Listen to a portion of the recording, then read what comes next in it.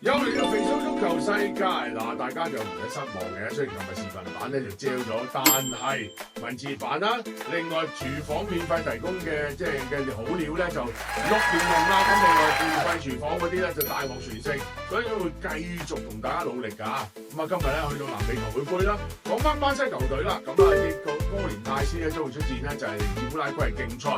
嗱，兩隊咧就排第3同第4啫，哥連泰斯得分嘅1、2場。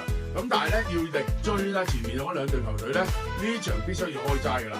嗱，但係咧哥連泰斯近期好多嘢發生啦，因為佢哋炒領隊咧就係阿迪亞斯啦，仲未請翻呢個新領隊嘅，但係不過唔使擔心。第一，哥連泰斯嘅實力喺對手之上；第二，呢隊波咧真係好差嘅，暫時2戰2敗啦，入1球啦，另外失8個波對住阿根廷嘅颶風隊咧，作客咧0-5落敗嘅。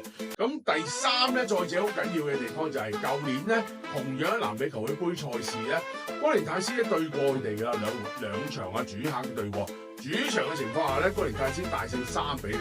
嗱，所以我有理由相信，第一，哥連泰斯咧就算冇正印新嘅領隊都好啦，球員都自動波啦，要贏波啦。第二，其實呢班波絕對喺對手之上㗎，實力方面不容置疑啦。所以咧，我覺得咧呢場波咧，我又唔覺得炒領隊咧對哥連泰斯有好大影響。相反啊，我哋成日都講咧，炒領隊咧預備換新領隊咧，反為會激起士氣添。所以呢場波簡單，主隊哥連泰斯 win。